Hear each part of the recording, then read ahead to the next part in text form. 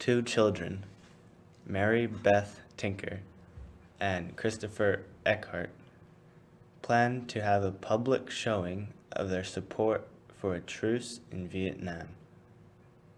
They decided to wear black armbands throughout the holiday season.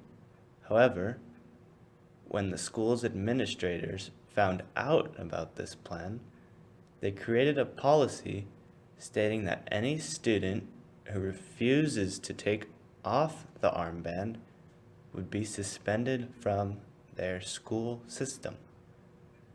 This raised the question of, does a prohibition against the wearing of armbands in public school, only as a form of symbolic protest of course, violate the students' freedom of speech protections guaranteed by the First Amendment? Hey, what do you got there, partner? It's an armband, sir. An armband? That's not allowed on this campus. But sir, I was just expressing my freedom of speech. Oh, your freedom of speech. Yeah, that's not allowed. Not on this campus. But sir. But what? Oh, yeah, I warned you already. You're gonna get suspended from now on.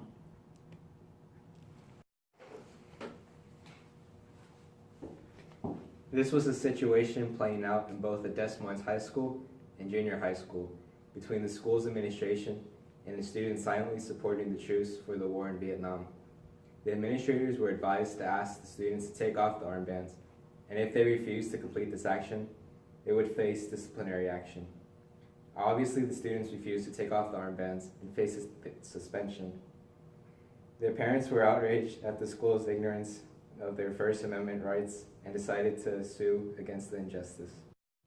This is in regards to who decided to sue and why. Through their parents, the students were able to sue the school district for violating the students' right of expression and sought an injunction to prevent the school district from taking any disciplinary action against the students. I'm bringing you to court. Oh yeah? I'll see you there. All right.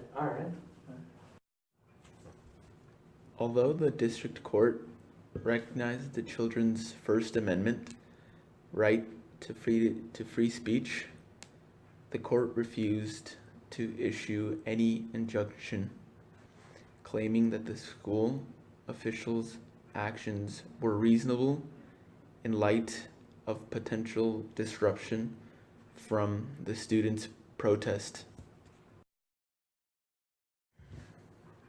The Tinkers were obviously not satisfied with the result and decided to appeal to the 8th Circuit Court of Appeals.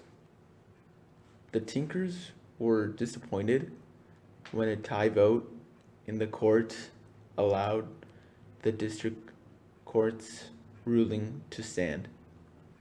They were lucky enough, however, to have been granted certiorari, in which the justices determined the circumstances were substantial enough to warrant review by the Supreme Court. The Supreme Court held with a 7-2 opinion that the armbands represented pure speech that is entirely separate from the actions or conduct of those participating in it. The court also held that the students did not lose their First Amendment rights to freedom of speech when they stepped onto school property. In order to justify the suppression of speech, the school officials must be able to prove that the conduct in question would materially and substantially interfere with the operation of the school. In this case, the school district's actions evidently stem from a fear of possible disruption rather than any actual interference. The district court refused to give an injunction, claiming that the school's officials' actions were responsible in the light of potential disruptions in the classroom. You're obviously not satisfied with the decision of your case, so you took it to the next level. Your case ventured on to the 8th Circuit Court of Appeals, in which they granted a writ of certiorari.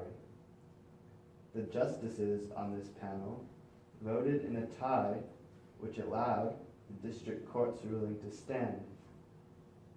The Supreme Court, with a 7-2 favor, ruled in favor of the students, saying that the armbands were representative of free speech.